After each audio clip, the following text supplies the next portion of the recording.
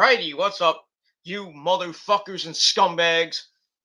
Peter Gilmore here for a Thursday. Well, late, not late. Well, yeah, it is what it is. It's a late Thursday night video right here on the Peter Gilmore YouTube Wrestling channel, youtube.com/Peter Gilmore. Thank you all for watching this video. Make sure you like the video, hit that subscribe button down below, and subscribe to my other channels down below. All four channels down below in the description box. And as always, find me on Facebook, follow me on Twitter and Instagram, share this video all over the internet, and don't forget to tap that stupid fucking bell and turn on all my notifications so you never ever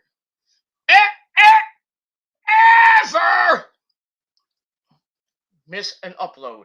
And that's pretty much all I gotta say about that. So once again, like the video, subscribe to my channels, and hopefully we can get to 400 subscribers by the end of this year. We're at 380. We're about 20 away, so we'll try to get there in the next 6 weeks. But may or may not get there. Might just get a little bit close, but we'll see. With that, and so yeah, subscribe to my channels, follow me on social media, share the videos all over the internet. Don't forget to hit that goddamn bell. If not, well, you miss a lot. And if you're not getting my notifications, I know YouTube's broken, but if you're not getting my notifications, then unsubscribe, resubscribe, hit the bell, turn on all notifications, and hopefully YouTube sends them out to you. But if not, well, tell YouTube they can go suck my fat cock. And then proceed to go tell Susan to suck a fat cock too. Because she's a bitch. She's not fat, but she's a bitch. It is what it is. But I do have to commend Susan on one thing. Just one. Just one thing. I'll get to that in a second. But thank you all for watching this video on this late Thursday night, November the 11th, 2021. It's Veterans Day. Well, about to not be Veterans Day. In 10 minutes it'll be not Veterans Day. But anyway, happy Veterans Day to you all, and to all the men and women who have served our great country, America. Thank you for the free view, asshole. So to all the men and women who served this great country of ours, I and Nick salute you. And that's pretty much it. And I gotta salute my grandpa, who served in the Army. He got the Congressional Medal of Honor. Well, he got the Purple Heart. Well, one of those. You got a medal. Let's just put it that way. I forgot which one it was. The Congressional Medal of Honor or the Purple Heart for saving his platoon in World War II. So I got that. And I got to give a special salute to my Nona, my other grandfather on my mother's side, who served in the U.S. Navy. So thank you for your service. You know, miss you guys a lot. Because they're up there, you know they are. They're up in heaven right now, fighting wars in heaven. Who knows? But got that. And to my other brother from another mother, Rose's other brother, that he has served in the Army. I think he served in the Army or the Marines. So he served. Just put it this way: he served our country as well. So big shout out to Rose's other brother. So salute to you, sir, and a big salute to Rose's niece's husband, who served in the Marine Corps a couple years ago, and now he is a U.S. Marshal, along with Rose's other brother. So yeah, so that's it. So I got U.S. Marshals. I got people in the family that are U.S. Marshals, like freaking cops. Oh, for all you fuckers who want to fuck with me, who are you gonna do? You know, as the great Rob Halford sang, the Metal God, the official Metal God. I am the Metal God, but you know, he is the official Metal God. But as Rob Halford sang that great song from back in the day, All you fucking trolls that want to fuck with me, well, all I gotta say is, you got another thing coming! That's all I gotta say about that. So, yeah, fuck you, trolls, and that's all I gotta say. So, but to all the other veterans out there in the United States, around this great country, Canada, Mexico, and even that shithole country in the UK, and well, one of the greatest countries in Europe, Italy. To all the men and women there, good job, soldiers. And that's all I gotta say about that. I hope you had a great Veterans Day. If you're not a veteran, but I hope you had a great day. It was kind of blah here in the Northeast, a little bit sunny here, kind of chilly. Wasn't that bad. But now it's 61 degrees. It's cloudy. It's gonna be raining cats and dogs overnight and into part of tomorrow, which kind of sucks. But I get the weekend off. So it is what it is, and that's that. So I'm gonna enjoy my my weekend with the missus, and I'm gonna have a nice dinner with my parents on Sunday. Watch some football. There's really nothing on besides the Jets getting destroyed by the Bisons this week. So I watch that, and I'm gonna go watch Sunday Night Football with my dad, and then Rosa has coffee talk, with my mom because they drink coffee and coffee talk. I'll give you a topic. Go discuss. It's like you discuss your crap, and me and my dad will watch football, and then we'll go home. We'll go home about like 10 o'clock. So that's it. Then we start the new week. Middle of November is about to hit. Oi, oi, oi. We're getting close and closer to Thanksgiving is 2 weeks from tonight. So I hope you got your bird and your stuffing and all the fixings and stuff, the biscuits and stuff, all that good shit. Because you get it like the week of, you're gonna be on a long ass fucking line at the supermarket. Believe me, because I've worked on Thanksgiving in retail, and some years has been really, really bad. Even though I worked the morning shift, but not that bad in the morning, but like mid afternoon, like around 12, 1 o'clock, so it's getting a little bit busy. But because people get their last minute shit. They usually Thanksgiving is around like Thanksgiving lunch. They have lunch at like 12, 1 o'clock because I want to watch the football game and shit.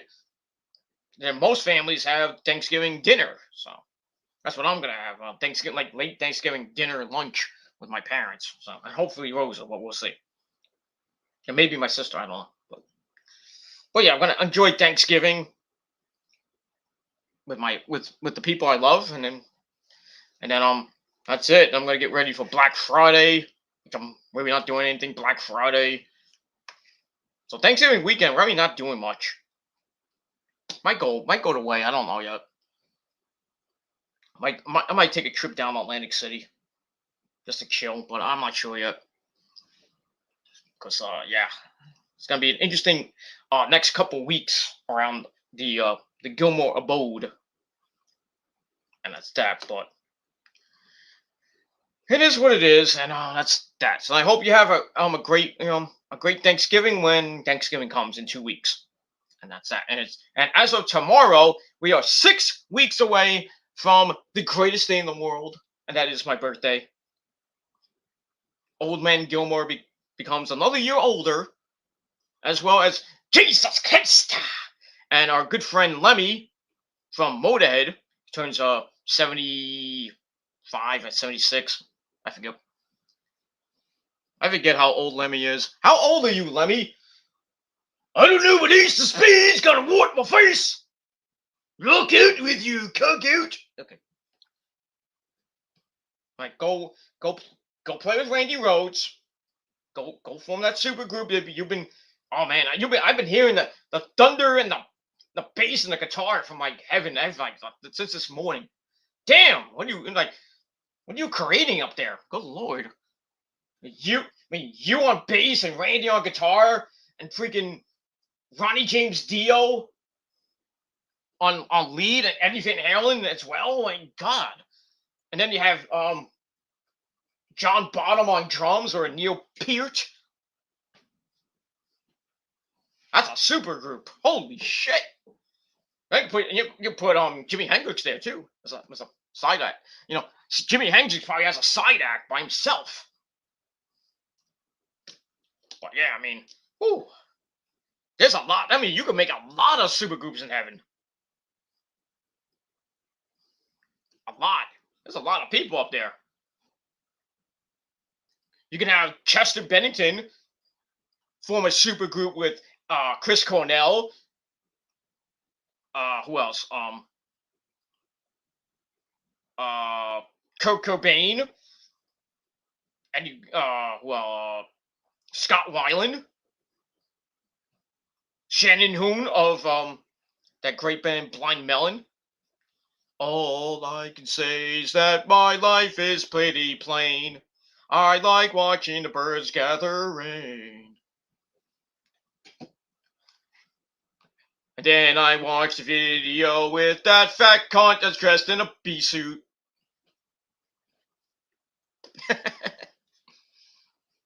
I like that song. That's a good song.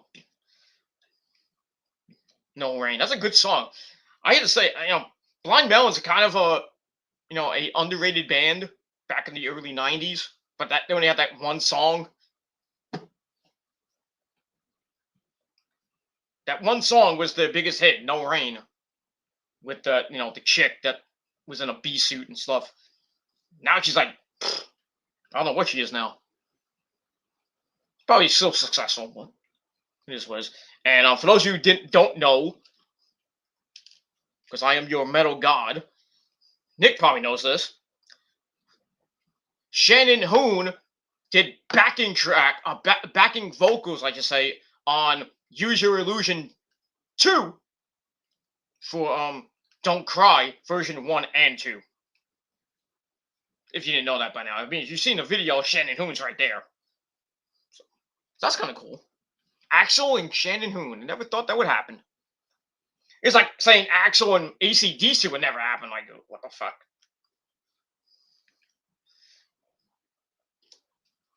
Imagine Axl. He's not dead no more. He's doing his own thing with Guns N' Roses right now. But and Guns N' Roses is still around, ladies and gentlemen. It's still around. Not the same Guns N' Roses we all know and love, but Slash is still there. Duff McKagan's still there.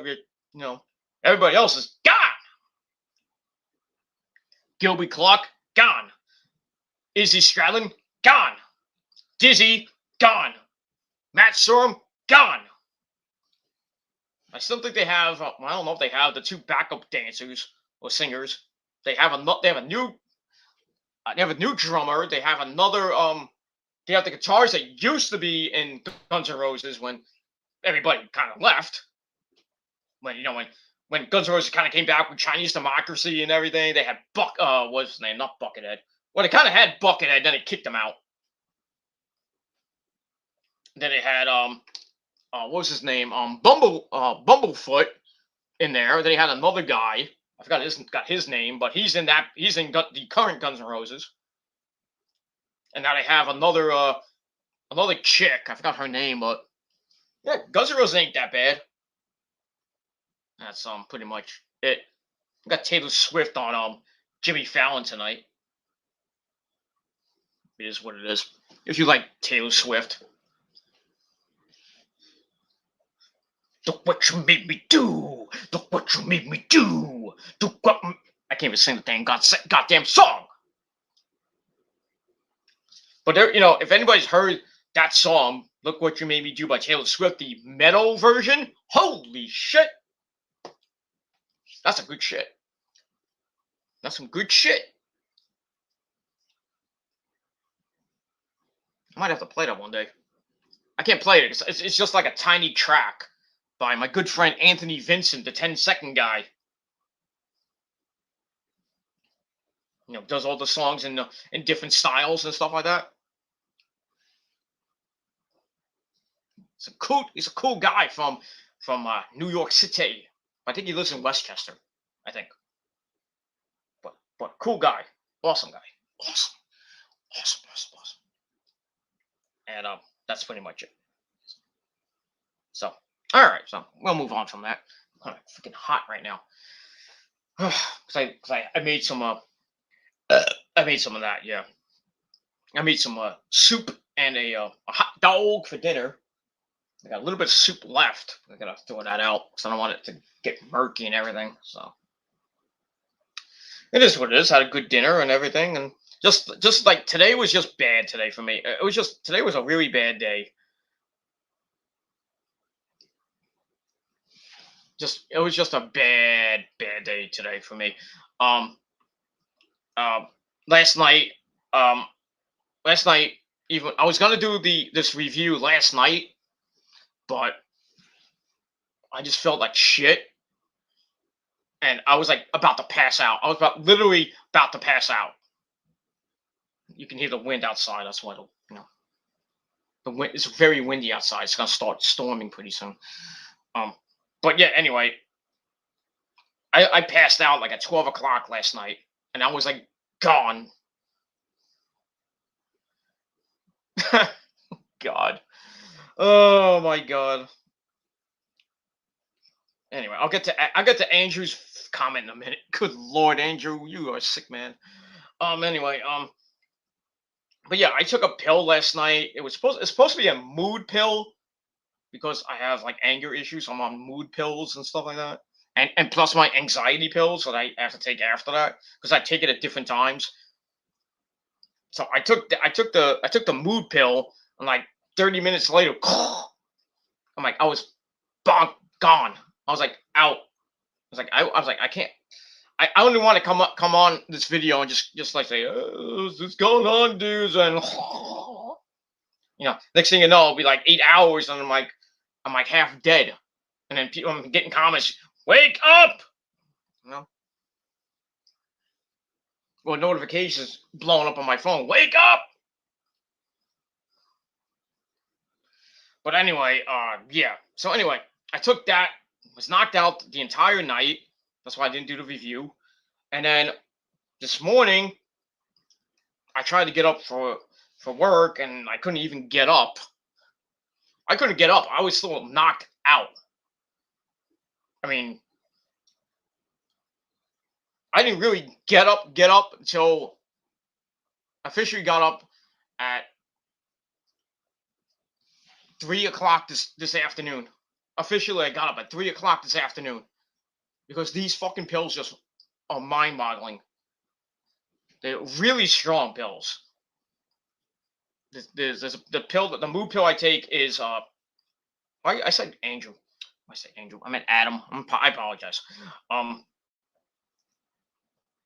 So yeah, I have this pill called Seroquel, and it's I'm on a certain milligram, and this knocks me the fuck out. It's not really supposed to be like that. It's supposed to be a mood pill to calm me down. Because I take my antidepressants, my Ativan and Cymbalta, but I think the Cymbalta, kind of puts me out too. So, long story short, I got up at 3 o'clock, went to take a piss, talked to the missus for a little bit because she had to go out and do some stuff, and that was it, man. Like, I tried to get up. I wanted to do the review earlier. I know Nick knows this. I messaged Nick. I was like, it's like let's do it. Let's go. I mean, I'm ready, But like right after I had my lunch, I was like really depressed and really fucked up, and I just want to go back to sleep. Like right now, I'm feeling like I want to go back to sleep again. So I took a nap from like 5 o'clock to about 9 o'clock. When I got up, my head's pounding.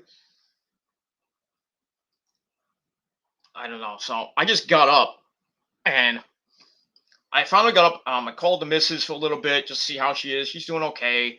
I got an actual important message from my my job and everything because I'm doing crunch numbers right now. I'm like in between the actual job, so I'm kind of still doing training until whenever they can, you know, I'm doing training, but it's gonna take a while, probably another couple weeks until I actually maybe start, maybe a month or two before I start. But I'll talk about that in a minute. So I got up at 9, talked to the missus and for a little bit, and I took my freaking my freaking Seroquel pills. And I said, "Fuck you, man!" Threw them in the garbage. Said, "Fuck you! I'm not taking you guys your shit again." So I'm kind of in the detox period right now, and I'm probably not going to take that Cymbalta because God forbid I took it now. I'll probably be out for tonight into tomorrow, and then you probably won't get a SmackDown. You probably won't get any videos at all because I got to do Full Gear predictions. I got to do SmackDown and Rampage, and then Saturday night. Well, I'm probably not going to be doing anything Saturday night because I'll be watching Full Gear. I might do the review. I don't know because Full Gear is going to be from 7 o'clock to 12 o'clock. So 5 hours of Full Gear. That's including the pre-show at 7. So the buy-ins from 7 to 8, and then the pay-per-views from 8 to 12. I don't understand a 4-hour pay-per-view. Was this WrestleMania? No.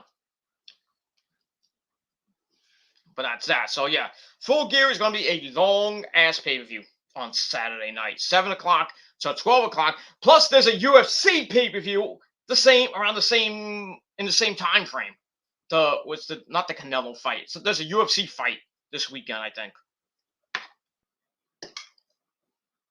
You think people are gonna stay up for that? No. Probably overtake Full Gear. We're just stacked, ladies and gentlemen. Stacked card. And we got Rampage tomorrow live at 10 o'clock from Minneapolis, Minnesota, where it's snowing right now. Yeah, snow in Minnesota. Well, this is the time of year that Minnesota gets a lot of snow right now. So and Wisconsin and sometimes even Michigan. So, but here we're getting some for a while. They said flurries on Sunday. Don't say flurries in November November the 14th. I mean, when it happens, Sunday. Even though it's gonna be like 50 degrees outside. So I just don't want to hear the word snow anytime between now and January the 1st. Okay? That's all I gotta say about that. My back's already hurt from last year, with the blizzards we got in January into February. We had a couple of blizzards, but from what I'm hearing, we might not even get a lot of snow this year. Might be wet and a little bit mild, so I might get a warm winter. I hope and pray. No snow at all. So I don't have to break my goddamn fucking back. It's already broken as it is. From Rosa sitting on my dick, Don't even start. I'm not going to go there. But I digress. I can break some backs if you know what I mean. But, sometimes, that rough sex, when the girls just hopping on your dick all freaking night. What could be 1, 2, 3 times? 4 times, round 4, or 5. If you got the stamina, 5 times. Your back is hurting. You're lifting and everything. You're moving and shit. Takes a strong man to go a few rounds with a hot chick. But, me being almost 45 now, I can't go that many rounds. I need a builder!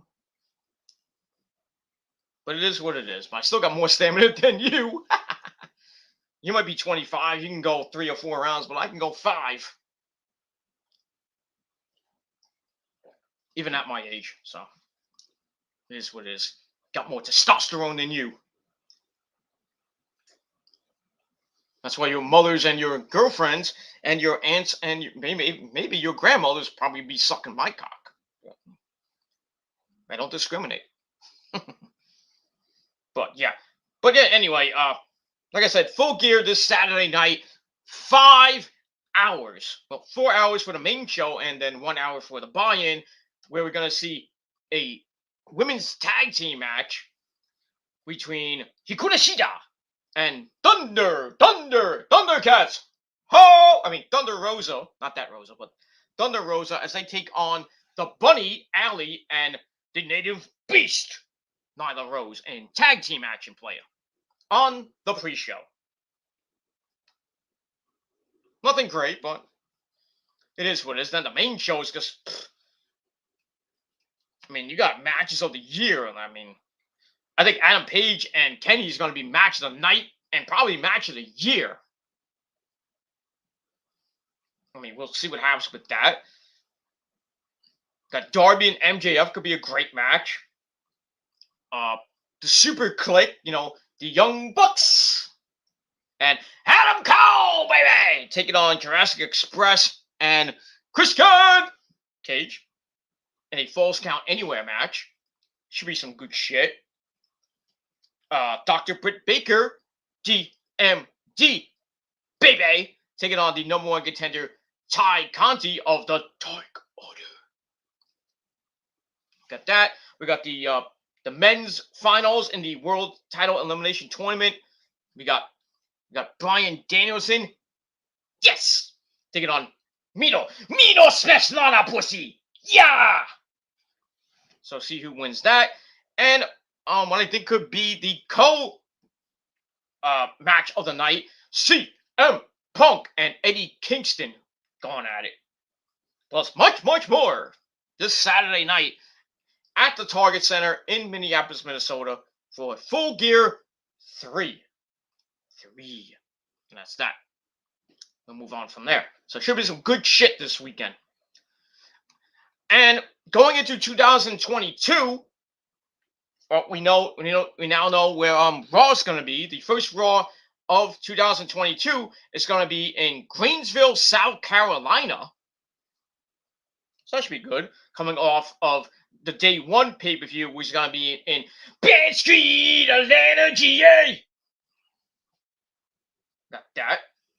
And then a couple days later, 2 days later, Dynamite, their first show of 2022, is going to be at the Prudential Center in Newark, New Jersey. And I think tickets are going on sale in a few hours for that, as well as WrestleMania tickets. So get your tickets now before they sell out. So they're going to be doing that. So AEW Dynamite 2022 on TBS. Going to be a big show at the Prudential Center in Newark, New Jersey.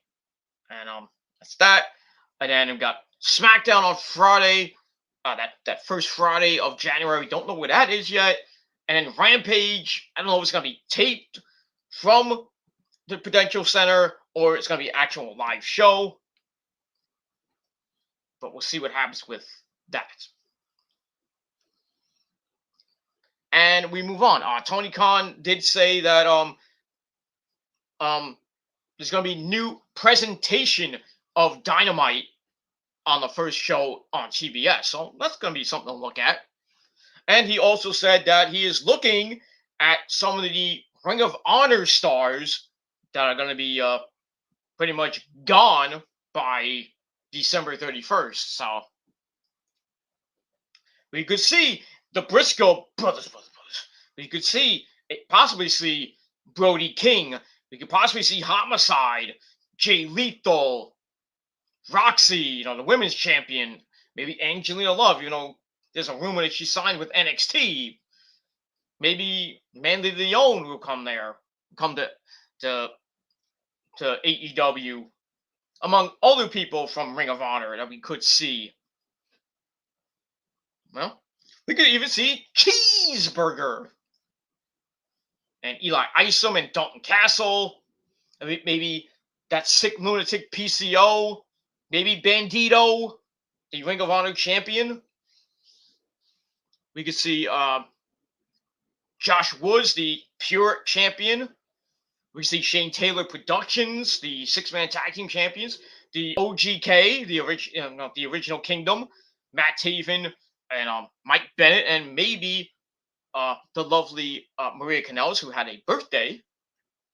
I think it was today or yesterday. So happy birthday to the so-called First Lady of Wrestling, Maria Kanellis. We all know the First Lady of Wrestling is Randy. Get over here. Freak out, macho man when you want, Gilmore. Just wanted to let you know that just gotta ask you, who's the First Lady of Wrestling there, Randy? You know who she is. Ooh, that's right, Gilmore. The First Lady of Wrestling will always be my Elizabeth. Ain't that right, Elizabeth? That's right, Randy. Freak out! I gotta go chop an elbow down from heaven again. Stop it to a Slim Jim! Ooh, yeah! Dig it! Okay, so we got that.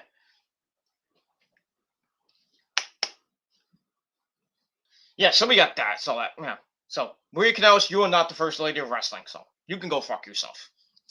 That's all I gotta say about that. And you're not the First Lady of Ring of Honor either, because the First Lady of Ring of Honor was Sarah Del Rey.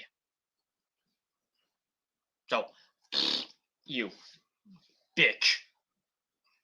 And that's it.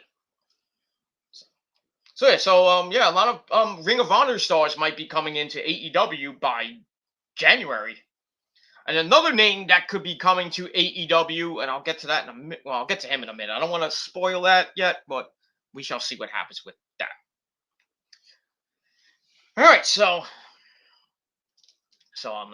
that's pretty much it. So, like I said, I hope you had a great day, and I hope you have a great weekend coming up. The second weekend of November, as we just about to hit the midpoint. That too. The midpoint of November, as we get ready for Thanksgiving. Just under 2 weeks away as of right now. It's past 12 o'clock. So we're just under 2 weeks away. We're 13 days away from Thanksgiving. We have a great meal, spend time with our parents and our families and everything. Watch some football all day, and if you want, you can watch Impact. But nobody's going to watch Impact on Thanksgiving, so it is what it is. And that's that.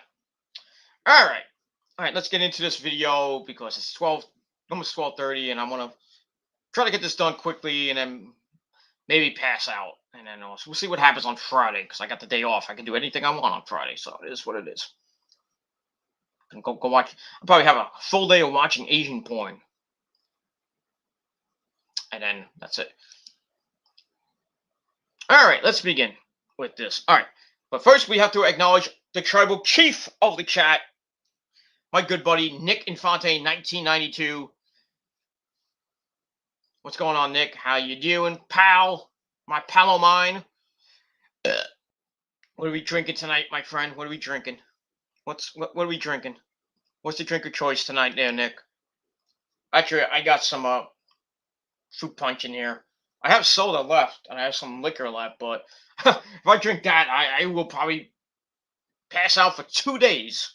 So the liquor is gonna stay in the fridge for probably till Sunday or Monday.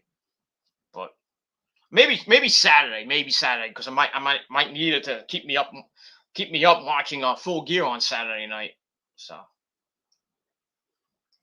but we'll see, and hopefully I can get the review up late Saturday night, like after the pay-per-view, probably like 12:30, 1 o'clock in the morning. If I'm still up, I don't know.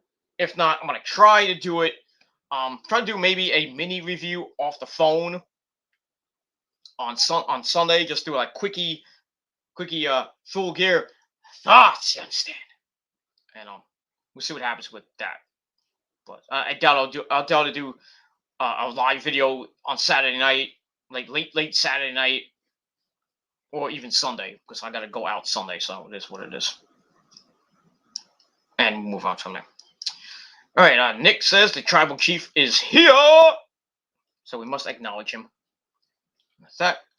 And yes, Nick did know about Shannon Hoon of Blind Melon singing "Don't Cry" version 1 and 2 on Use Your Illusion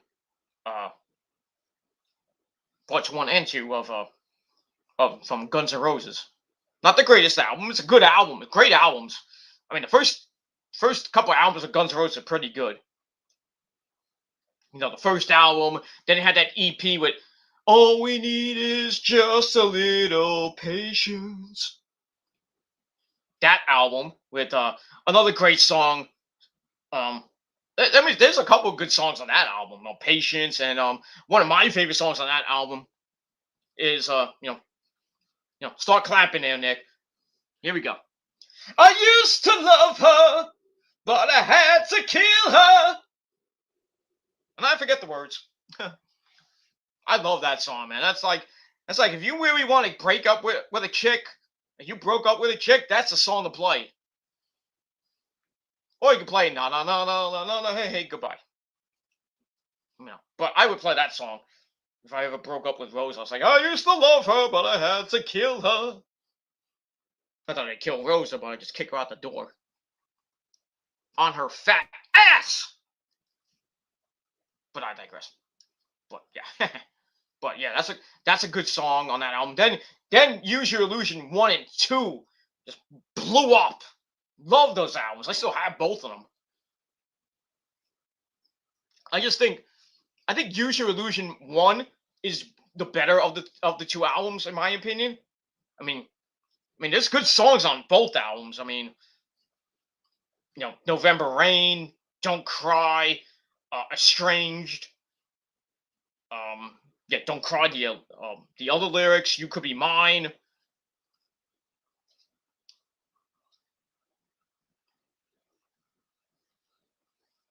Yeah, I mean, there's so many good songs on that album. But both those albums, and then they had another album which was like a cover album called The Spaghetti Incident. Not that great, even though they did since I once had you or something. I forgot the name of the song actually, but not a great cover, but it could be worse. Then after that, we never heard from Guns N' Roses after that. Then we had to wait like 13 years for Chinese Democracy, and that wasn't even that good.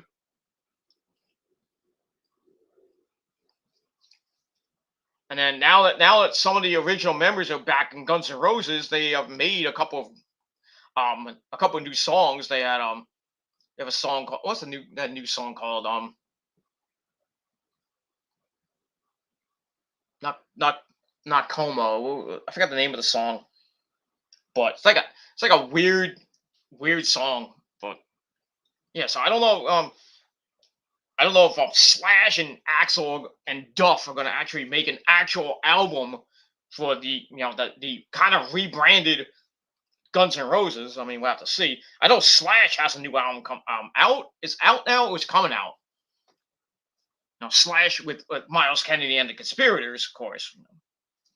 That guy gets around. That guy, Miles Kennedy, gets around. I mean, we haven't had an Alter Bridge CD in a long time. I mean, I have nothing to say about Alter Bridge, but we all know Alter Bridge with the great song they have. On this day I see clearly. Edge's theme, of course.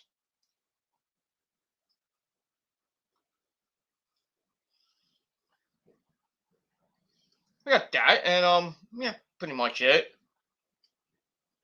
But there's some good stuff that's come out. That has come out recently. The new Trivium album came out. In the Court of the Dragon is so fucking amazing. Coin just came out with a new song called The Healing. I mean, I just heard it today. Holy shit. Then I heard another song called The Pit. Not the Mosh Pit, but I think it's called. No, I don't know. I don't know if it's about the Mosh Pit, but it's called The Pit. And their album's coming out pretty damn soon. I don't know if it's coming out this by Christmas or it's coming out early next year. So save your money for the new Korn record. Slipknot just came out with a new song called like Cableton Rag, I think it's called. I actually have it. I was gonna play it, but anyway, I got copyrighted by Slipknot, so I downloaded that. I downloaded the new Exodus CD. I just downloaded the remixed version of Momentary Lapse of Reason by Pink Floyd. I know they remixed the Division Bell, the one after that one. I might download that, even though it's basically not much that's remixed. It's just like a 2019 2020 version, updated version of the Division Bell and the last few albums they had. Delta Sound of Thunder was remixed with new solos and everything. Momentary Lapse of Reason basically sounds the same, except for Learning to Fly has an extra lyric in it. Solos still basically all the solos are still the same on the album. So even though David Gilmour, not related to me, he remixed the entire album. There's no extra solos or in there or anything. Same solo for On the Turning Away. Same solo for Sorrow and every other song on that album. That's that. So I downloaded that Momentary Lapse of Reason. I added a couple other songs from different artists that were on Spotify. I forget which ones. I have to look. I'll probably talk about that next time. But I have downloaded the new Black Label Society album called Doom Crew Incorporated, which comes out 2 weeks from tomorrow on Black Friday. So that's that. And other than that, some new stuff is going to come your way at the end of this year and going into 2022, which is going to be awesome. And that's pretty much it. Hold on one second. I got to open this window because I'm getting hot. It's fucking hot in here. 61 degrees right now, and it feels like 85 in here. I don't know why, because I turned the stove off. I turned the air fryer off. I don't know. It was just me. I don't know. But I digress. Yeah, some good stuff coming your way in 2022. Maybe, just maybe, a new In This Moment record. We'll have to see about that. In This Moment's got, I think, 2 more weeks on their tour. On the current the first leg of the Half God, no, not Half God, Half Devil, the Mother Tour, whatever they're calling it now. I think it's called the what's it called this time around? I think it's the Mother Tour, or it's the In Between tour. So they're gonna be finishing up that tour by Thanksgiving. Then they're probably gonna take Thanksgiving and Christmas off and come back on the road probably sometime in January. I think they're gonna go to Europe to do their the tour in Europe, because we haven't seen them in Europe in a while. And then probably a couple days.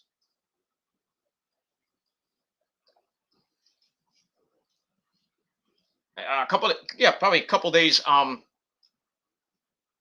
months. If they go to Europe, then probably in the spring or maybe the summer, they'll come back to the States. Hopefully, they come to New York to do that show. They should have done April 1st, 2020, which I had the ticket, was all ready to go, and this fucking virus hit. Not that I wanted to go to the venue, which was at Terminal 5, which is the worst place to have a concert or a wrestling show, or anything for that matter. It used to be a club, a nightclub, but not that big of a nightclub. It's a big club, but not that big. Got like 3 floors and a roof. But didn't have a good time going there. I only went there maybe 3 times. Clubbing, I'm saying, not for wrestling. I've only been there 2 or 3 times. But that place is too fucking hot. And one of my friends almost suffocated and died. So it is what it is, and that's it. But good stuff coming away music-wise, coming later this year and next year. Korn, Slipknot, uh, Black Label Society, Trivium, Gojira. No, can't say Gojira. I gotta say Gojira. It's like saying Slayer. You know, we got that, Exodus, some other great bands coming your way. Some good shit, some new stuff, some singles, and then pretty much a new album coming out after that. I know Limp Bizkit's new album called Limp Bizkit Sucks just came out. And it's not even on CD. It's not on vinyl. It's not even on goddamn cassette. What does that tell you? Limp Bizkit still sucks dick. They were saying, "Oh, Limp Bizkit's album sounds great." I listened to it. I listened to the entire album. There is no fucking hit on there. It's garbage. Limp Bizkit is garbage. And Fred Durst is like an older version of himself, and he still fucking sucks. You still feel Zakk Wylde, I might add. So yeah, fuck Limp Bizkit. Because they still suck dick. That's all I gotta say about that. All right, let's finish these comments, and then we'll get to this review, and then we're gonna probably have some ice cream. Maybe if I feel up to it, maybe I have a good old giant fucking, this. I'll just fill it with fucking Johnny Walker Black. Woo! That'll put me to sleep, or not, or just maybe I'll just go wild like a man and go naked down the street or something like that. No, I'm not gonna do that. I'm just kidding. But yeah, it'll probably put me to sleep or just keep me up. That thing is strong. If any of you've ever drank Johnny Walker before, I mean, I remember the first time I tasted Johnny Walker, it was the red one, not the black one, not the Black Label one or the blue one, because there's a lot of them. Red, black, white, green. Yeah, there's a green one, yeah. I mean, it's all the same. It's just a different label. But I remember first trying Johnny Walker Red. Oh, I thought I was gonna die because it was so fucking strong. I mean, I can hold my liquor, unlike certain people I know. Rosa. But she's kind of calmed down a little bit lately. Not much, but a little bit.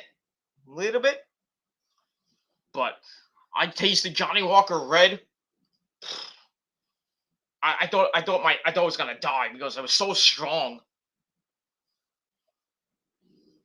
And that's without, a cocktail in it, like Coke or Pepsi or anything in it.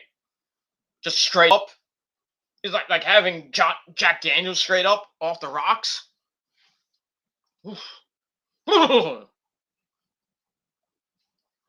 Never again gonna do that.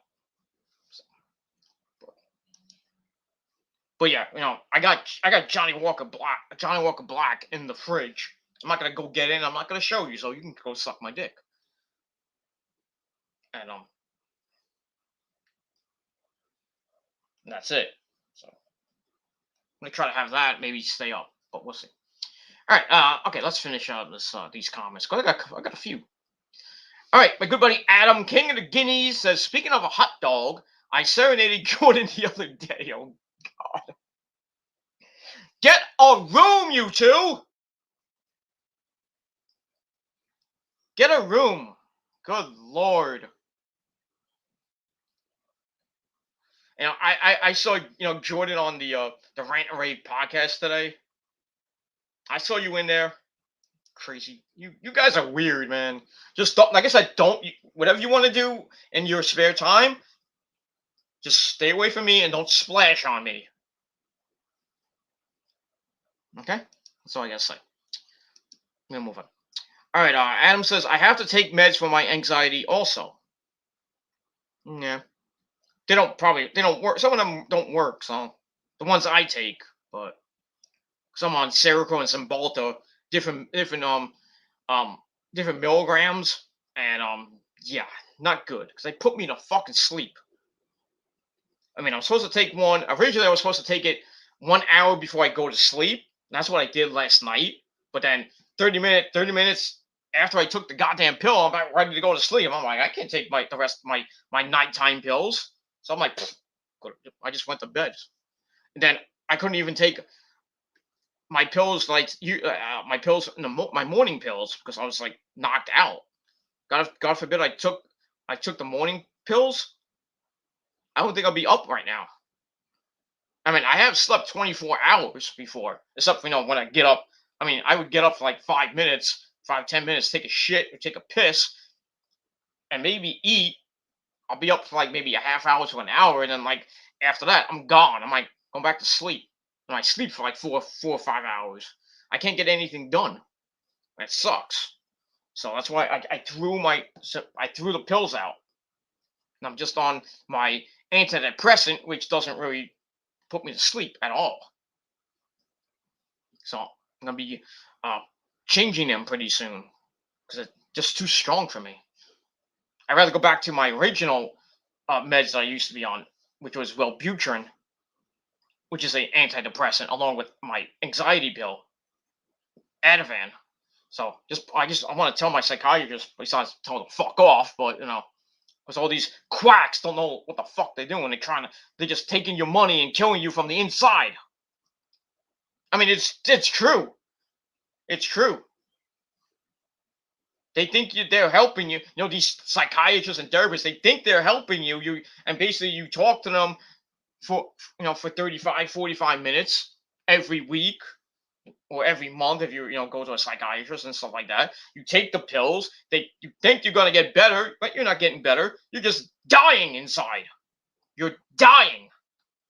Your whole system is rotting. It's true.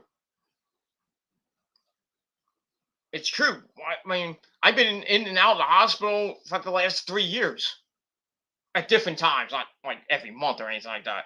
I mean, the last time I was in the hospital was in March because my entire body fucking stiffened up. I could barely move.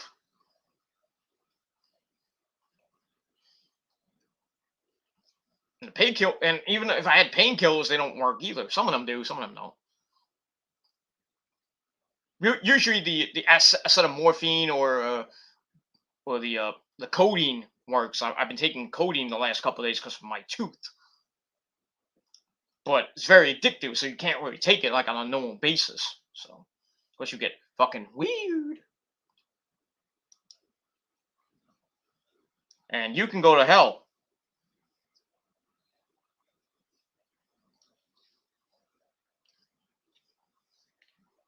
Stupid troll. I know who that is. Those three mindless zombie fucking cowards making fake accounts with with my gorgeous girlfriend's picture in it. You say she has saggy boobs. Yeah, she doesn't have saggy boobs. She has natural hot boobs. So it is what it is. At least my girlfriend's real, unlike your girlfriends that are rubber. So fuck you. Thank you for the free view, asshole. But I digress. Yeah, so me and Adam and many others are taking anxiety pills. Yeah. Some of them work, some of them don't. So I'm hoping to go back on my original medication that I used to take, Wellbutrin and Ativan, and just get off Cymbalta and get off fucking Seroquel. They knock me the fuck out. I just don't, sometimes I don't read the side effects. It is what it is. And we'll move on from that. Nick and Adam are saying hello. Yeah, they need to get a room. All right, got my good buddy, my Canadian brother from the north, Andre Corbeil, or as WJ says, Corbet. It's Andre Corbeil. He says, "What's up? What's up there, Andre? How's Canada these days? Is it snowing there yet? I don't know, but that's it. All right, so that's the comments for now. All right, let's get into the meat and potatoes of this show.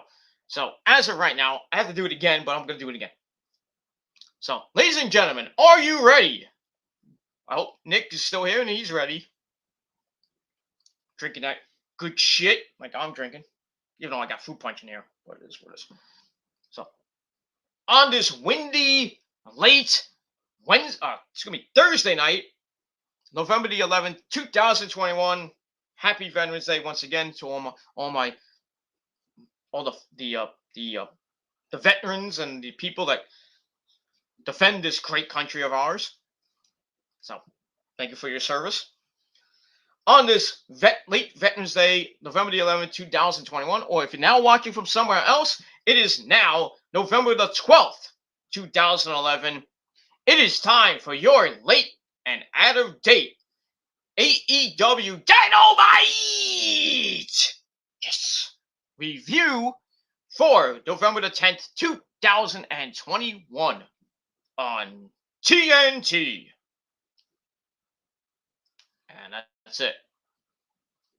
All right, so last night was the go-home show for Dynamite. We got the go-home show on Rampage tomorrow night. And then after that, at 11 o'clock, we got the Countdown to Full Gear. If you want to watch that, go ahead. And then Full Gear this Saturday. But last night, the go-home show for Dynamite was pretty damn good. Pretty damn good. Ratings-wise, went up a little bit. Not much from last week. 913,000 views for Dynamite. It's still under a million. They haven't hit a million in like the last month or two. So, it is what it is. But I think by the time they get to TBS, I think they'll get way better ratings. Hopefully, but we'll see. When all the new stars come, like maybe a Bray Wyatt, even though there's no contract talks with Bray Wyatt as of yet.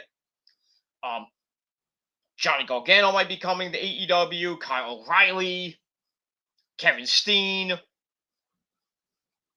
and many, many, many others that could join that roster by February. See what happens with that. Also, another thing I forgot to mention with AEW, they announced where Double or Nothing 4 will be. It will be in April. We don't know the exact date, but it will be in Vegas. Yeah, so they're returning to Vegas after not having it last 2 years, I should say, because it was in Jacksonville the last 2 years. So they're going back to Vegas in April, probably around the end of April, mid to end of April.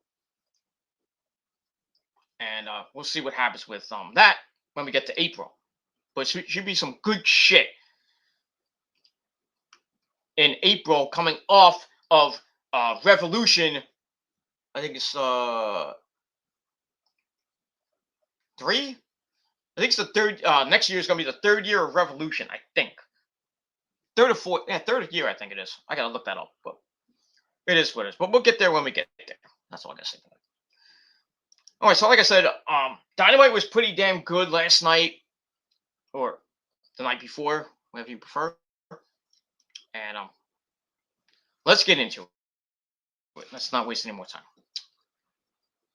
All right, so Dynamite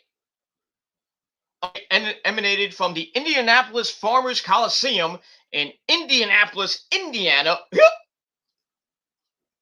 Where, as always, our commentary team of good old JR, Jim Ross, barbecue sauce. And with him always is the man behind the mask, Excalibur. And next to him was the birthday boy. Well, he had a birthday, I think, earlier this week. Tony Baloney. So, the old he is, and I don't care. Kind of looks the same. If he's like 61 years old, he kind of looks the same, but it is what it is. So, we got that. So got Rockets crowd in Indians for Dynamite, and we begin with the pyro, and we're so we start off our first match of a good Bryan Danielson. Yes, as he takes on New Japan star, former Ring of Honor star as well, former tag team champion, the leader of Roppongi Vice himself. And that man is Rocky Romero. And we'll talk about Rocky in a little bit. So they go at it. So, Bryan wants to fight a lot of guys from New Japan. Well, not the greatest one from Japan yet, but it is what it is. This is another warm-up match for Bryan before he faces Miro on Saturday. A pretty decent match. Rocky comes out with Orange Cassidy, OC, and well, he came give me a hug. Wheeler Yuta, Chris Statlander, our resident alien, and Chucky T. So he goes to the ring with OC. Pretty good match, like I said. They start the pretty technical start. Fans are going nuts for Bryan. 5. Press bar sends Danielson over the ropes. Rocky elbows him in the face.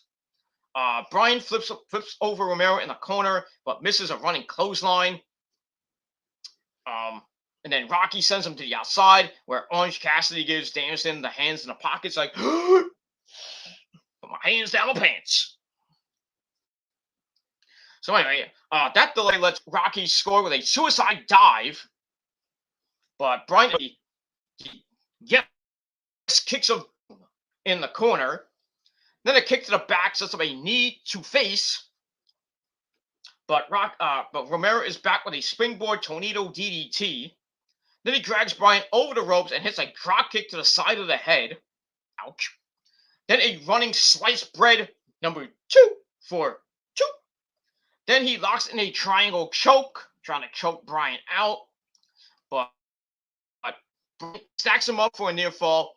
Grabs hit up powerbomb as both men go down. Then he tries another cross arm breaker, gets broken up.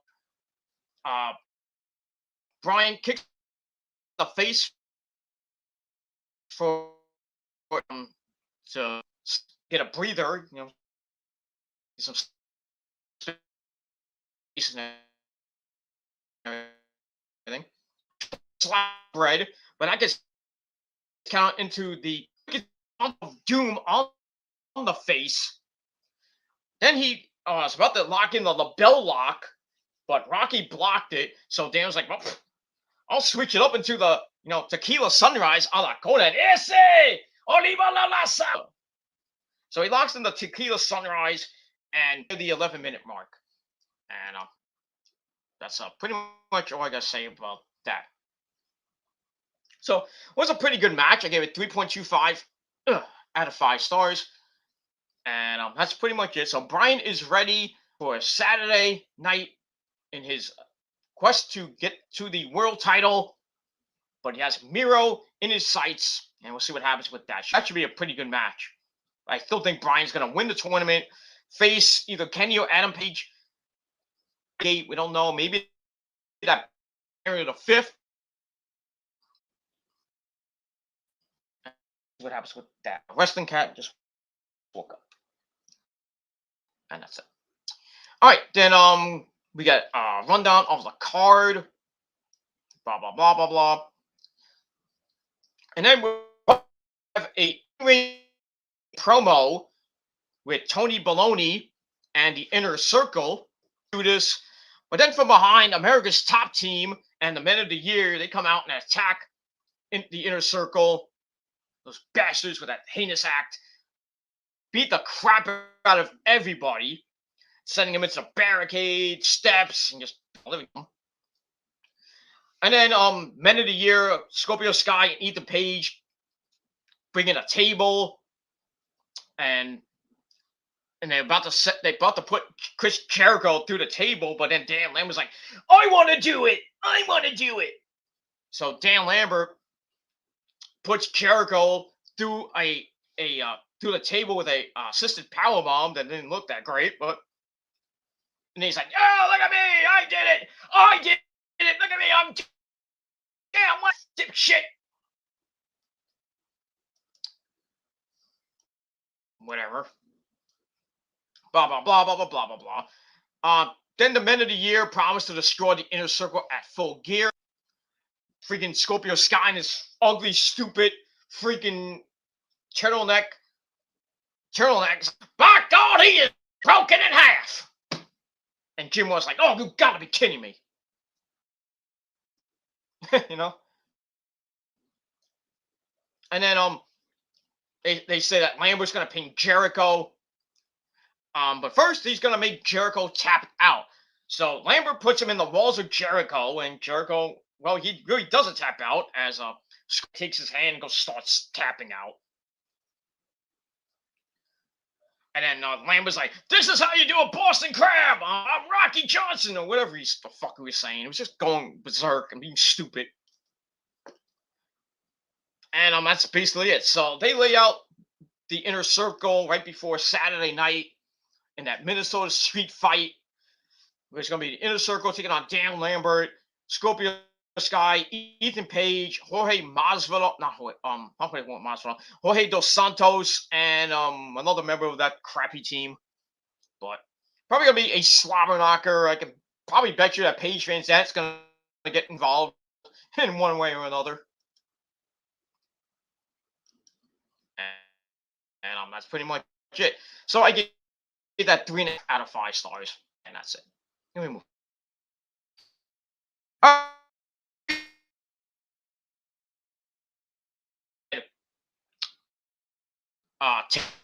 IJ, Ty Conti, and Anna Jay of the Dark Order as they team up with Thundercats. Team up with her. They take on Rebel, Jamie Hayter, and the good doctor, Dr. Britt Baker, DMD, baby.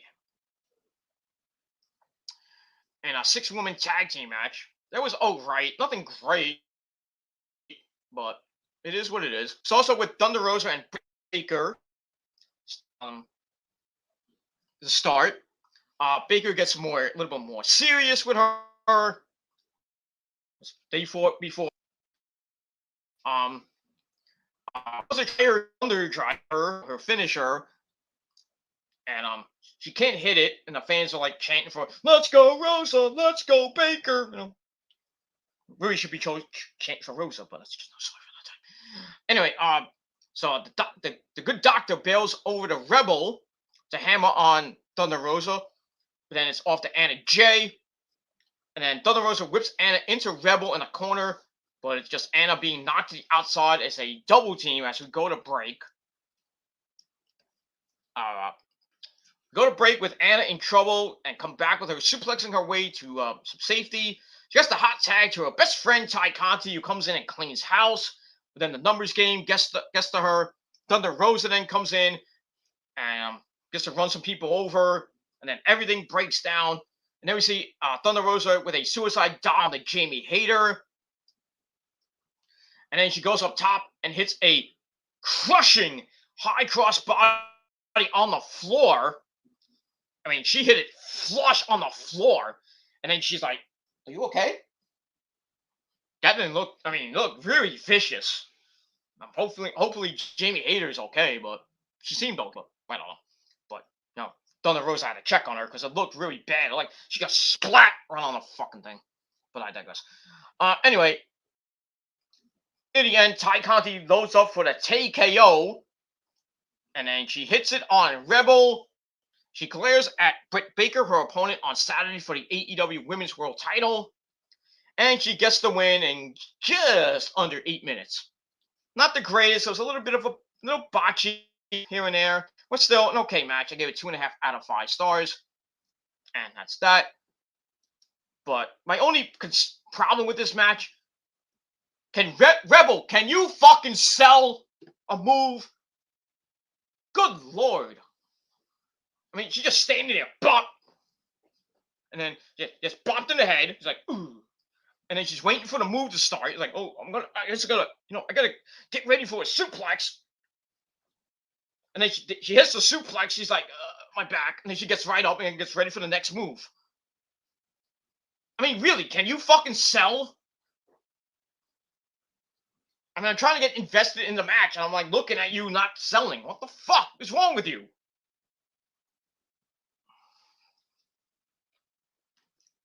I think you need to just stick to stick to doing makeup in the back and just coming out with Jamie Hayter and Britt Baker. That's it. Just stay on the outside. Do not have another match because you're boring and you suck. I hate to say that too for Miss Rebel Teneo, whatever her name is. She wasn't even that good in TNA either. Just saying. And that's that. And we will move on from there. So I gave that, like I said, 2.5 out of 5 stars. And that's it. All right, then we get another video on Ruby Soho. Ruby Soho. And resident alien Chris Statlander. Basically the same thing we saw last week with them. It's like, oh, I know her for years and blah, blah, blah.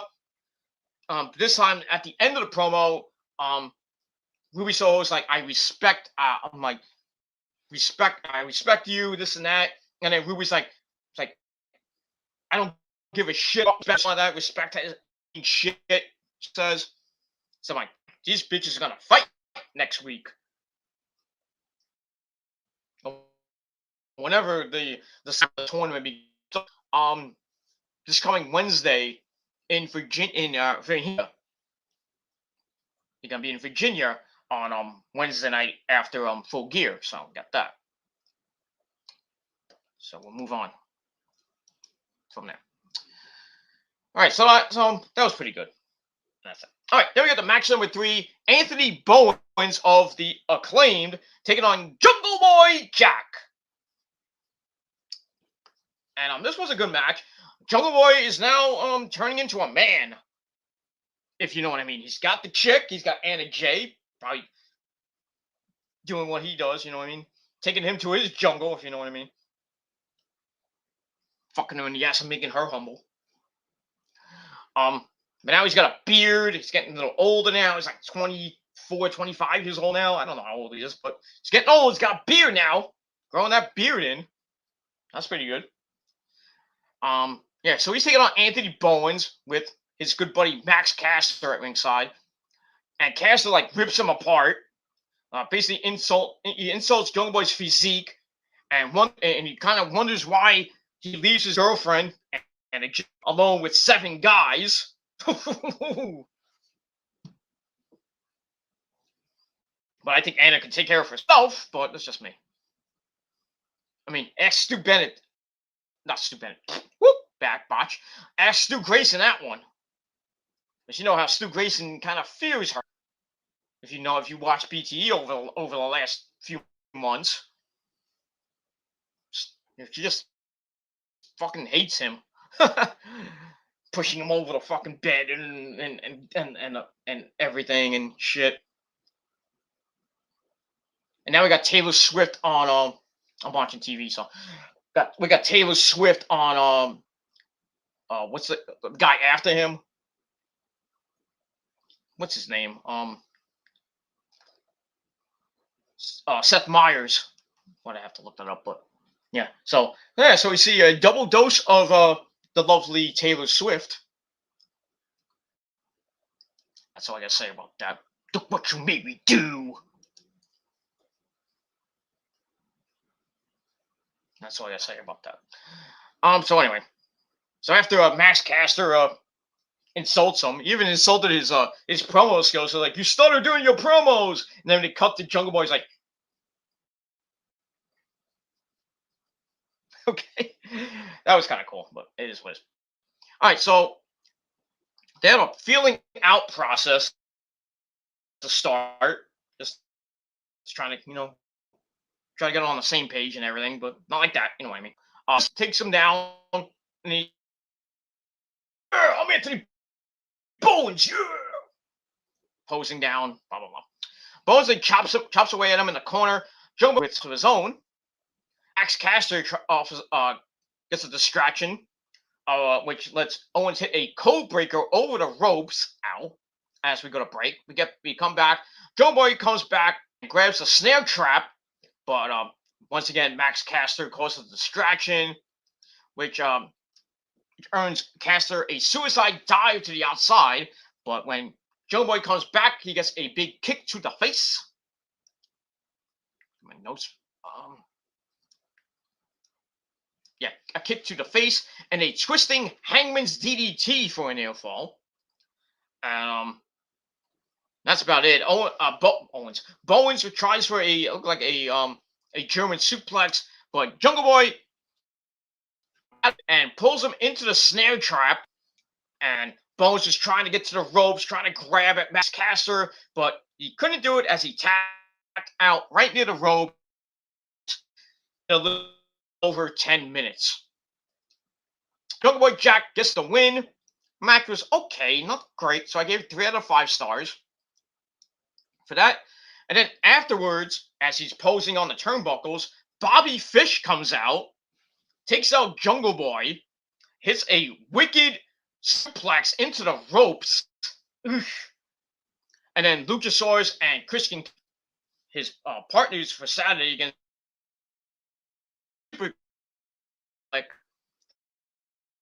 they come down and make the save. So we all know what that means with Bobby Fish coming down to take out Jungle Boy. You know what that means. I think you know. You know.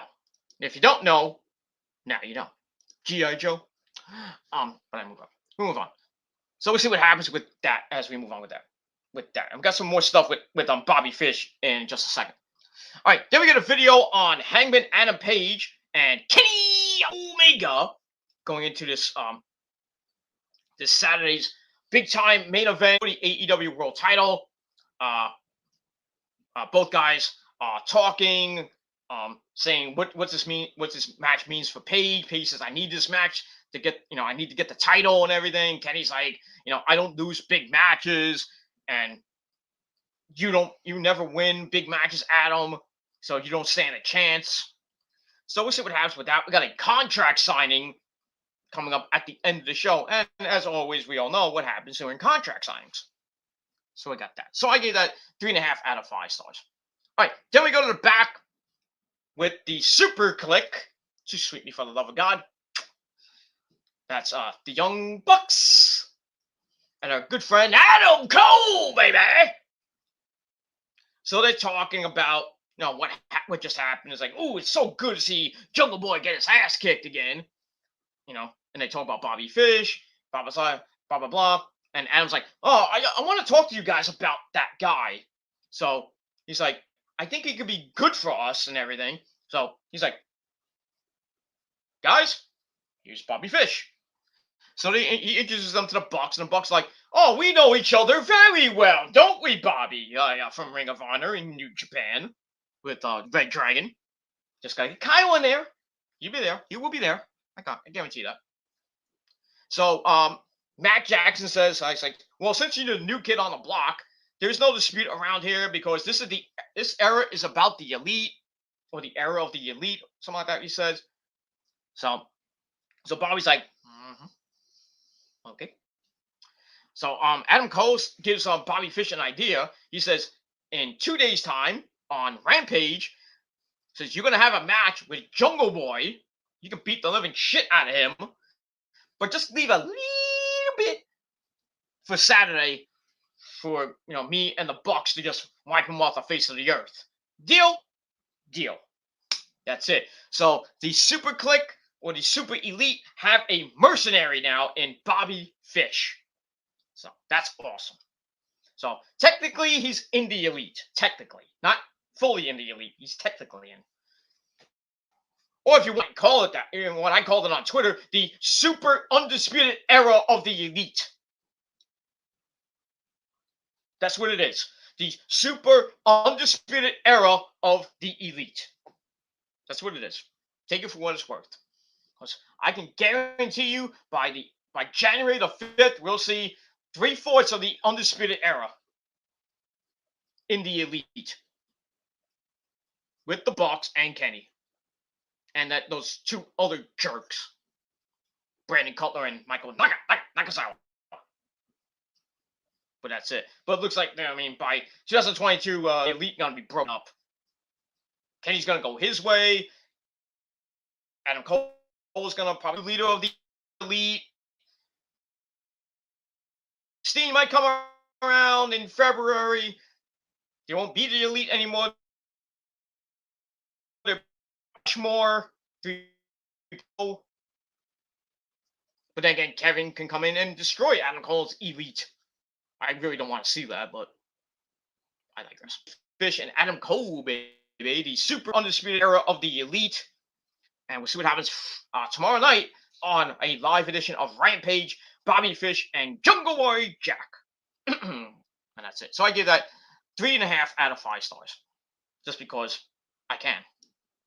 Not because I'm a, Adam Cole, Young Bucks, Super Elite mark. But it is what it is. All right, then we get a video on CM Punk and Eddie Kingston. We see a whole bunch of clips from their time in the IWA Mid-South, I believe it was, not Ring of Honor. I don't know why you can't get stuff from Ring of Honor, I guess. I don't know. And see what happened last week on Rampage with their big argument. So they're gonna go to war on Saturday. They're going to war. And thank you for the free views, asshole. And we'll move on from there. And that's it. All right. So I give that 2.25 out of 5 stars. All right. Then we go back to the ring with our next match. I believe this is match number 4. We have Wheeler Yuta of the Best Friends. Give me a hug. As he's on the path of the Pinnacle, the man who hasn't had him for like 6 months. The big man, Wardlow. In his, his usual 3 to 6 month suckfest. Like, oh, Waldo, you want a match? We'll give you a jobber from catering or from Dark or Elevation. You go out there, you have a 2-minute suckfest, and you go home. Get your paycheck, get the fuck out of here. So anyway, yeah, this is what it was. A 2-minute suckfest of the night. Basically, we had Chucky T and Orange Cassidy at ringside. We also saw Matt Hardy at ringside to do what he does best, just sit there and, the ongoing Hardy family office best friends feuds continuing to go on. Really, Yuta didn't do anything. He misses a dropkick, and then that was it. Waldo beats the living shit out of him. Not 1, not 2, not 3, but 4 power bombs. I was hoping for another one.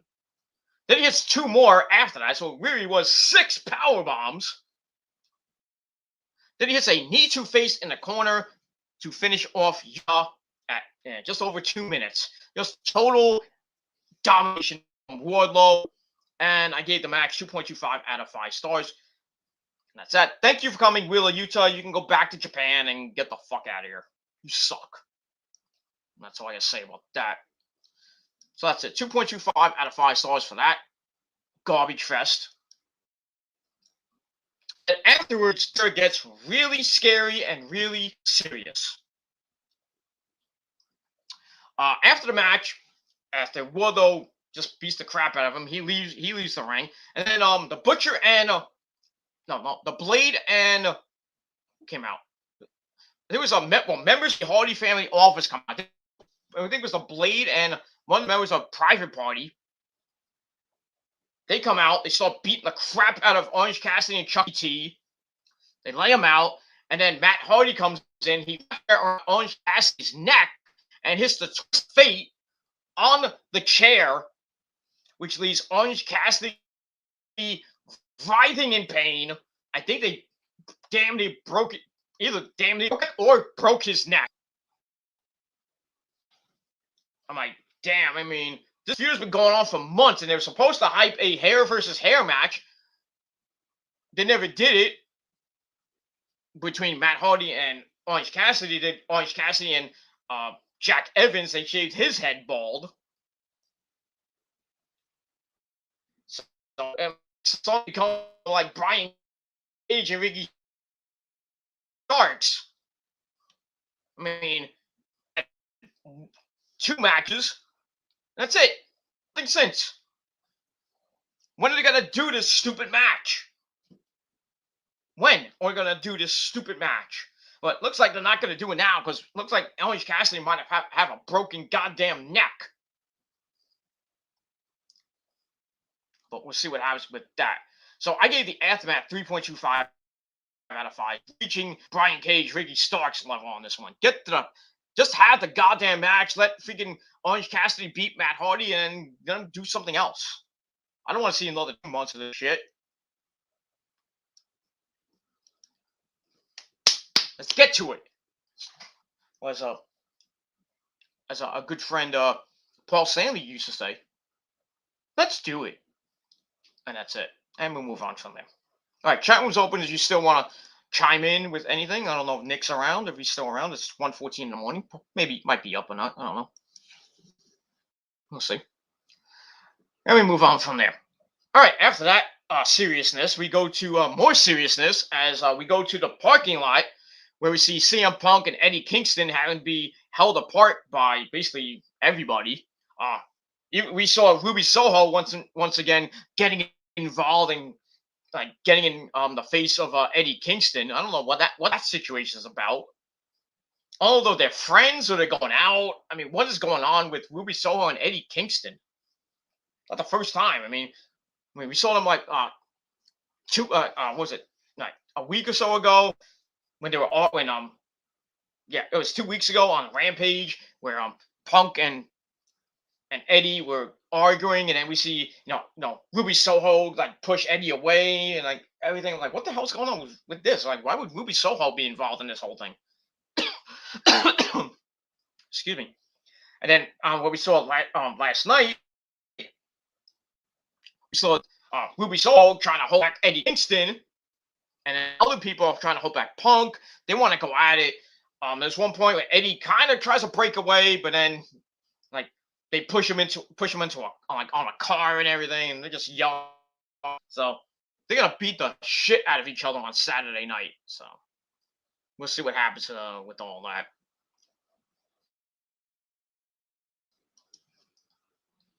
And we'll move on from there. So we'll move on from there. So I gave that 3.5 out of 5 stars. And that's it. All right, then we get to our next match, a tag team match player. We had the AEW debut of Lio Rush, the man of the hour, as he teams up with his good friend Dante Martin, as they take on Lee Moriarty and Matt Sydal. This was a pretty good match. Pretty good. Well, 10-minute match. So with Moriarty working on Dante Martin's arm. Then they trade leg sweeps for for now. Dante rolls up Moriarty for a near fall. Then they go flying through a whole bunch of stuff.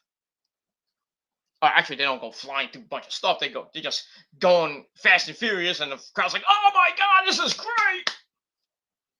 As they get to a standoff, fans giving them a standing ovation. Then we get to Lio Rush and Matt Sydal as they get in the ring.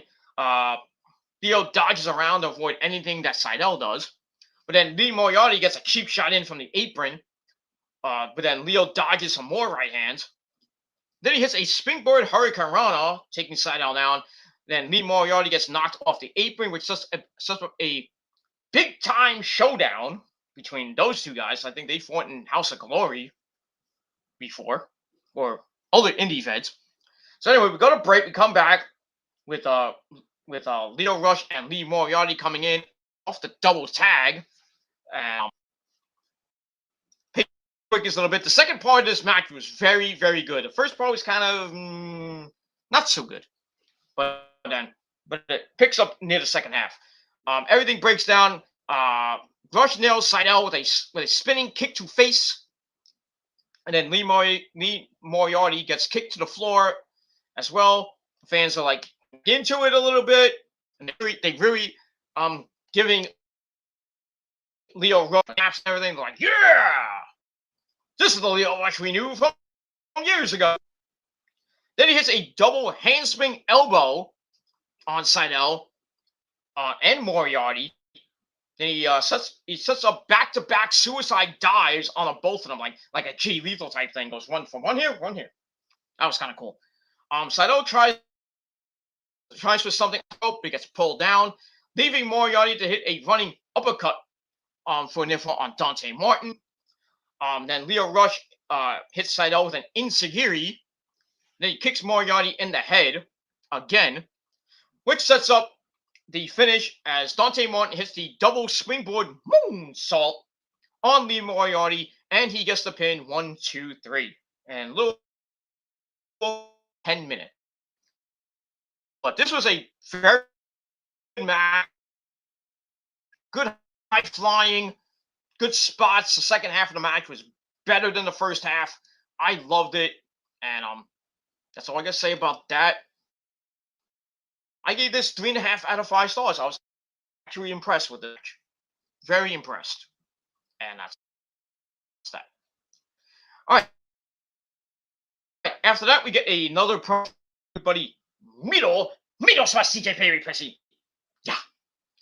This time he asks if Bryan Danielson thinks his god is messing with him, and he then says, "Would you trade your bad neck for mine?" And he tells Bryan that he should fear him because this is going to hurt. Then he's talking about. They kind of makes mention of it's like, I will go to my wife while your wife, not by name, but he mentions his wife, and then blah blah blah. He says, I will go back to my wife as champion or something like that. But it is what it is, and that's pretty much all I got to say about it. And we'll move on from there. All right, then we get to our next match. We got Dax Harwood, FTR with Tully Blanchard at ringside on the bastard Pac. All right, so Dax Harwood was out with Tully Blanchard and everything with an Express theme. Love that theme. Big ups to God rest his mighty soul. Big ups to Sweet Stan Lane and Dennis Condrey, and even Cornette too. If you know the Midnight Express theme, how that goes. Probably one of the greatest themes in WWE history. Next to the World Warriors theme, of course.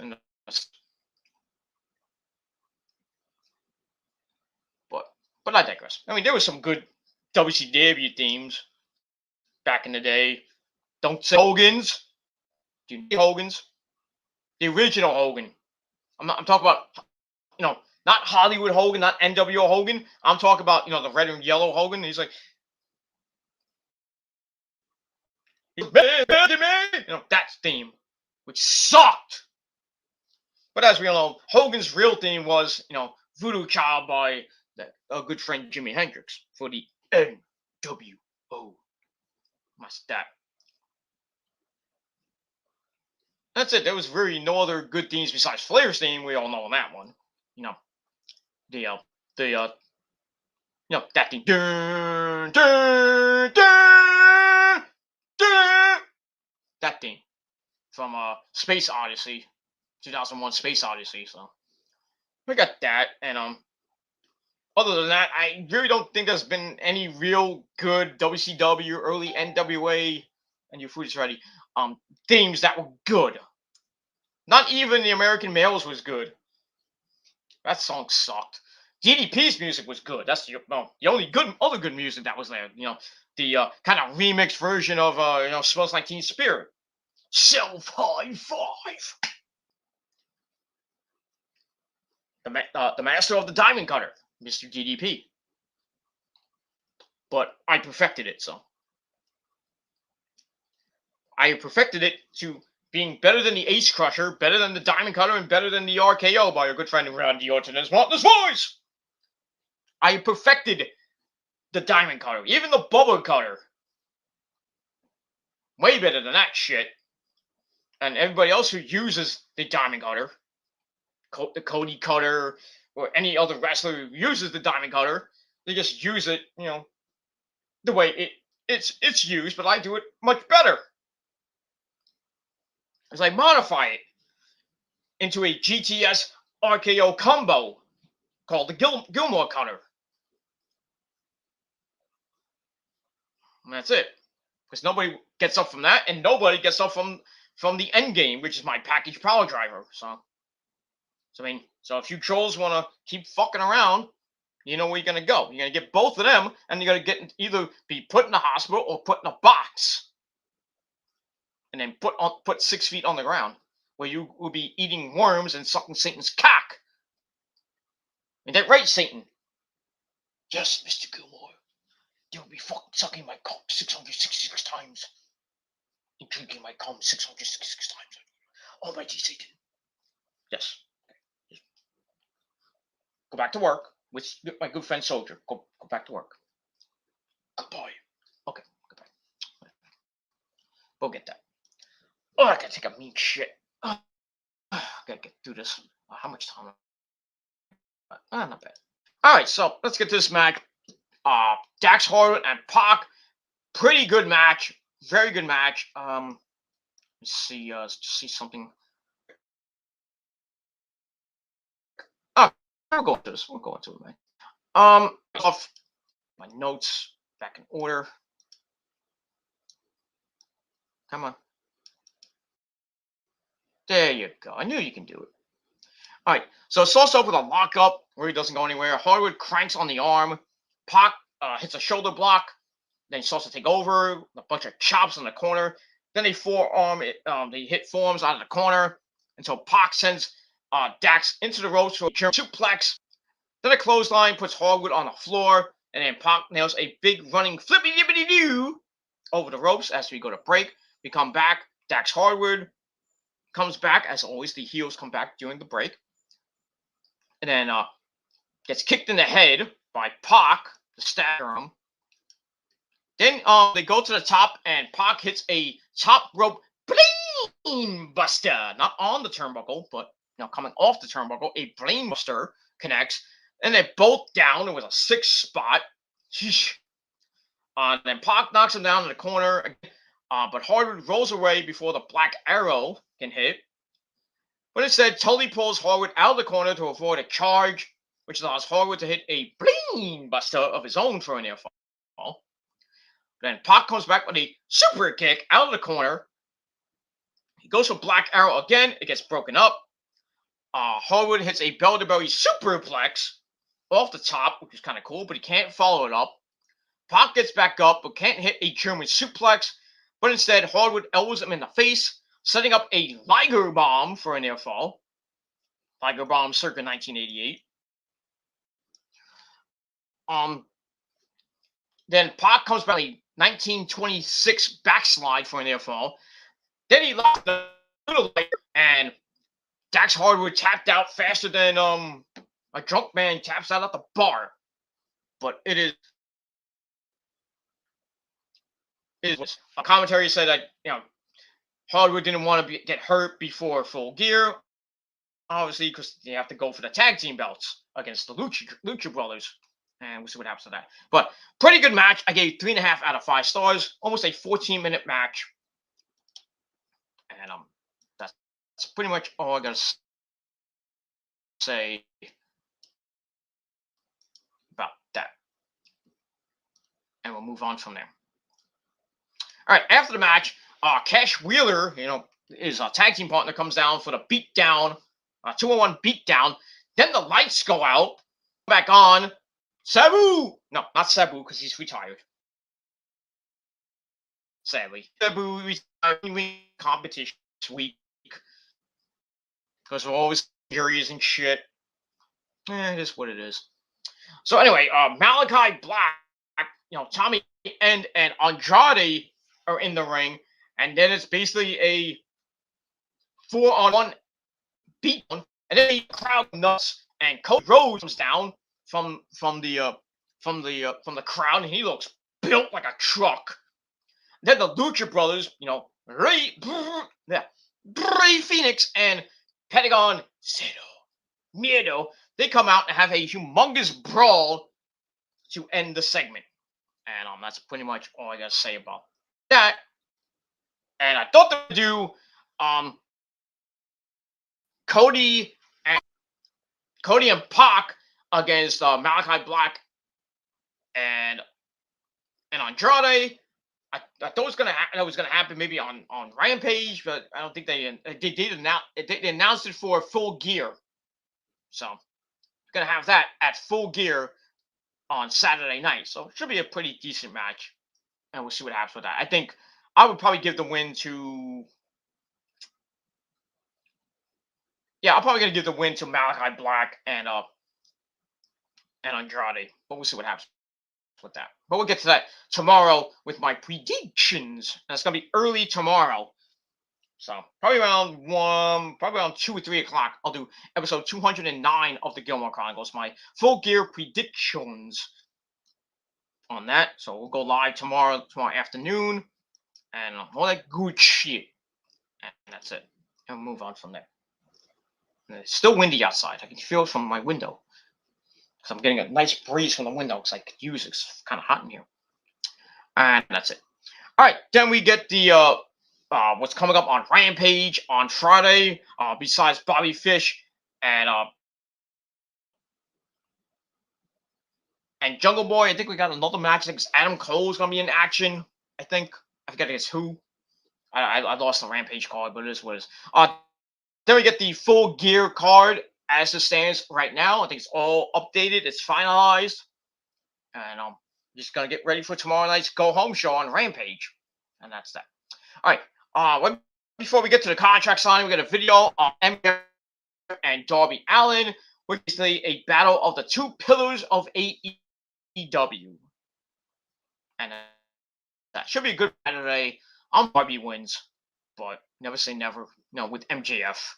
And all right, then we go to the ring for the contract signing. We have Tony Baloney in the ring as the moderator. So he brings out first Hangman Adam Page. And he's about to do some cowboy shit. And then Kenny comes out in like a purple maroon suit with the AEW World Title. So gets in the ring. Kenny gives the belt to Tony Baloney. And about to sign the contract to make it official. But before he signs, Adam Page says that he can't wait to get his hands on Kenny and win the world title. So then he signs the contract, gives it to Tony for Kenny to sign. And Kenny's like, looking over the contracts, about to sign. He's like, picks up the mic and talks about how this could all have been This could have been all for you right now, Adam, in the first place. But you had your insecurities and your failures, and it was basically, the elite basically had to help you out to do your cowboy shit. Not the Dark Order helped you out and all that other shit. It's like it was all about us. It was all about me. So he says, I did it because I saw a little bit of myself in you, but I guess I was wrong. And then Page brings up, Omega's former partner and say maybe he didn't live up to that partner either, Ibushi. So he didn't name drop Ibushi, but he's like, oh, you didn't live up to your end of the bargain and that either. Even though they really never broke up, they didn't turn heel or anything. Like Kenny just left Ibushi for dead, really. And now Ibushi's not going to be fighting till Wrestle Kingdom. So a little Golden Lovers, reference. Little Ibushi, that was nice. So anyway, he says, last year, I was so proud of you after I beat you in the world title tournament to win the title. But he said the truth is, that Kenny was scared. Kenny didn't want Page to become what he would become, which he will do at Full Gear. So he signs the contract. Well, he doesn't sign the contract. He gets up, wants to just let's just have a good match, hand to God and everything. Then we see the cameraman kind of move, like, yep, I bet you that cameraman is gonna get involved. So Omega on the big hand And Omega says, "I'm proud of you." Then he goes to leave because he never signed the contract yet, so it's not really official yet. And then out of nowhere, the cameraman hits Adam Page. I'm like, "Yep, I saw it coming. I saw it coming from a mile away." Because you notice the cameraman was kind of moving in and out, and they they're going back and forth from the cameraman to the regular cameraman and everything. Camera shot, so shots are kind of different. But anyway, the cameraman hits Adam Page in the head with the camera. Then he takes off his hat, and it's Don Callis, Mr. the Devil himself, Don Callis, wearing a fake beat and everything. They start wailing on him 2-on-1, and then they pick up Adam Page. He's split wide open on his head, and Don Callis it's like the Devil's favorite trick, stuff like that. So Don Callis, been away for 6 weeks. We didn't know what was going on with Don Callis, but now he's back in Kenny's corner. They beat him up, split him wide open, and basically Kenny signs the contract in Adam Page's blood to end the show. That was fucking awesome. It was a great surprise by Don. We didn't know what was going on with Don. Like, he might have just went back to Japan, or he was just taking some time off and everything. But like you said, the Devil's favorite. And the Devil is back in the Super Elite with his best buddy Kenny Omega. And that's pretty much all I gotta say about that. So I gave that contract signing 4 out of 5 stars. And we're ready to go for Full Gear this Saturday night. It's going to be a slobber knocker of a match. Adam Page and Kenny, 2 years in the making. And I have to say, if they don't pull the trigger now with Adam Page winning the title, then when he does win the title, if it doesn't happen at Revolution or Double or Nothing next year, which I kind of predicted first, but if it doesn't happen, then it doesn't happen Saturday night, and it happens at Revolution or Full Gear, nobody's going to give a shit.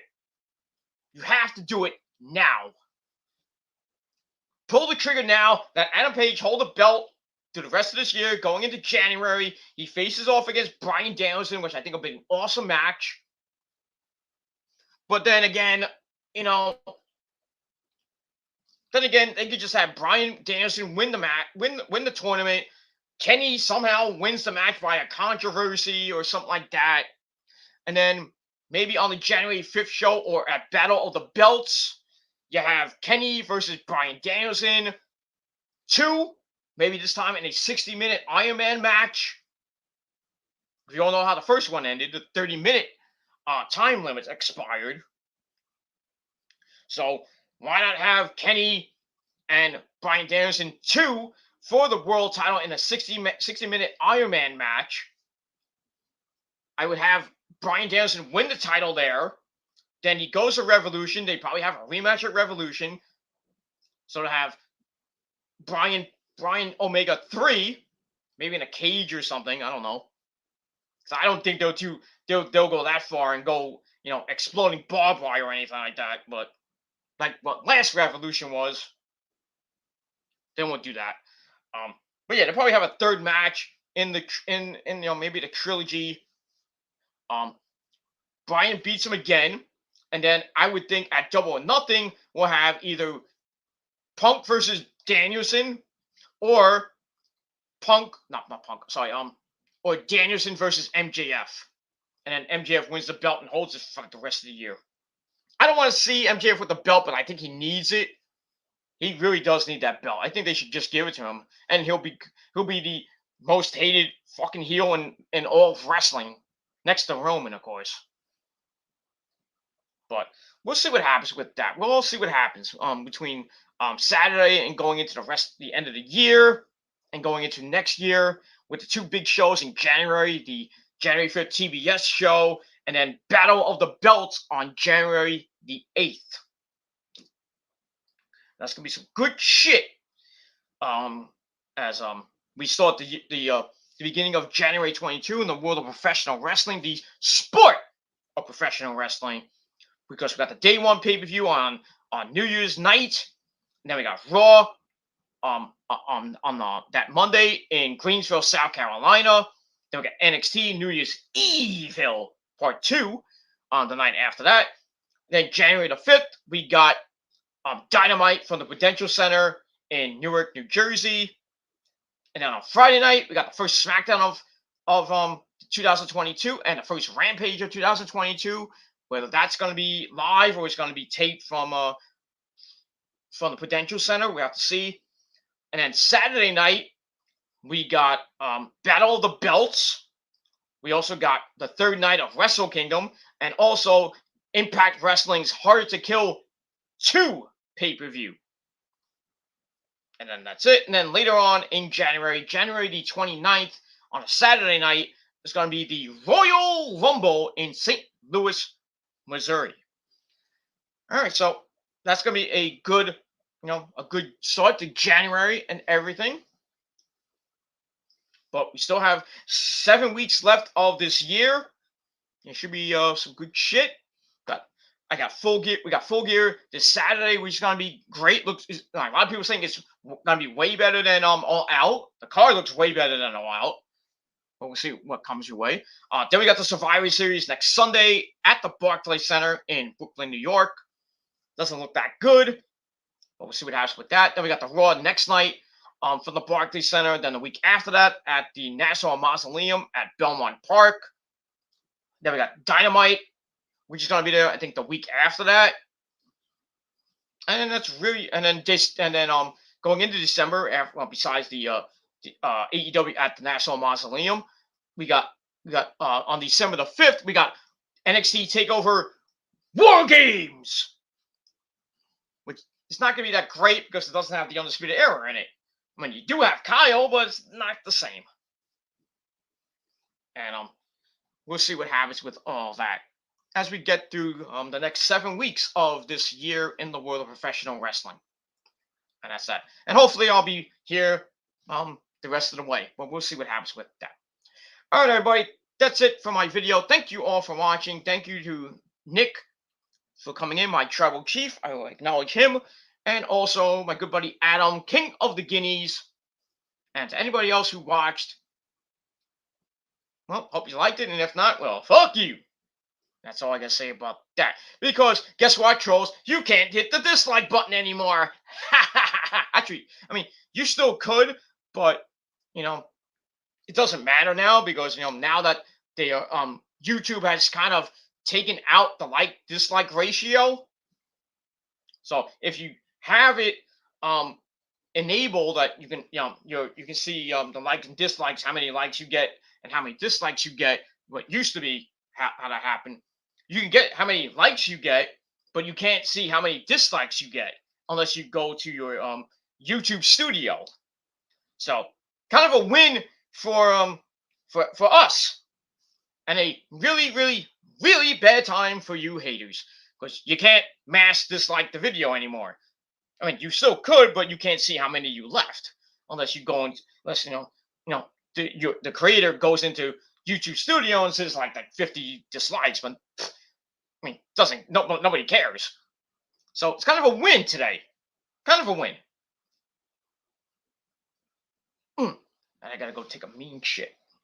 So that's it. So all you haters, you can keep disliking, but it's not gonna help you.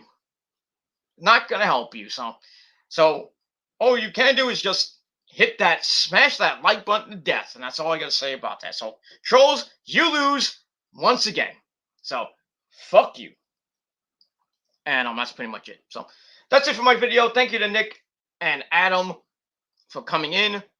The King of the Guineas. Go check out their channels. Also, big ups to my good buddy from the north, Andre Corbeil. Check out his channel, Weed and Wrestling, Andre Corbeil, on YouTube.